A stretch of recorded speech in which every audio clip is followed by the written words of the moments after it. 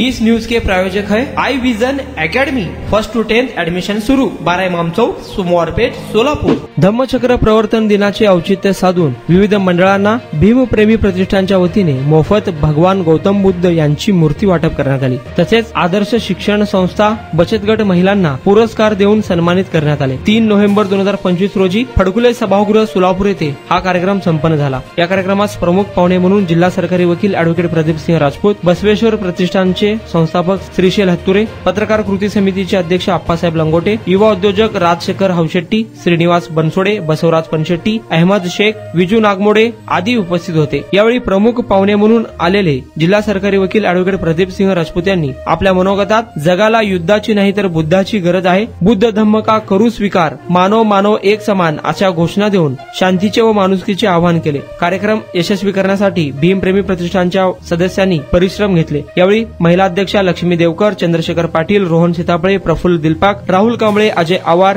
कुमार आंबट, हनुमंतू माने, विजय तळभंडारे, आरती हब्बू आदी उपस्थित होते। संगीता शिरसागर मंडळाचा सन्मान मान्यवरांच्या हस्ते जोरदार टाळ्या जोरदार।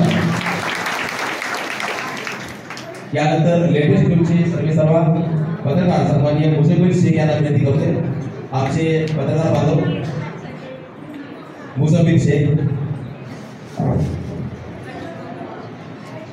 प्रशासन दरबारी वंचित पीडित घटकाच्या व्यथा मांडून आणलेला वाचा पूर्ण न्याय मिळवून देणारे पत्रकार सन्माननीय मुसलमान शेख यांचा सन्मान या ठिकाणी होते।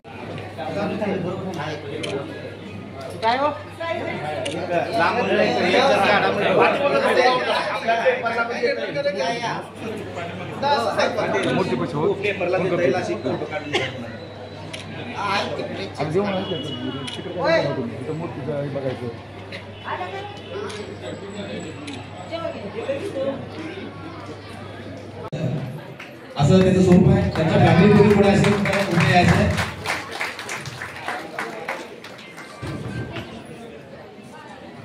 बघा। टाळ्या होते जोरदार टाळ्या होते। शिक्षिका शी म्हणजे शिस्तप्रिय, कर्तव्यनिष्ठ आणि क्षमता निश्चित असे जे ज्याच्यात आपली असतात असे शिक्षक समाजाचा आरसा उचलला आहे। त्यासाठी या जिल्ह्यातील असंख्य मंडळे या ठिकाणी उपस्थित आहेत। आज आता आम्ही प्राथमिक स्वरूपात काही मूर्तींचं वाटप केलेलं आहे। तरी ज्यांना ज्यांना या भगवान गौतम बुद्धाच्या मूर्ती हव्या असतील तर त्यांनी विजूजी नागमोडे जे आहेत तर त्यांच्याकडे संपर्क करून या मूर्ती प्राप्त करून घ्याव्यात अशी मी त्यांच्या वतीने या ठिकाणी विनंती करतो।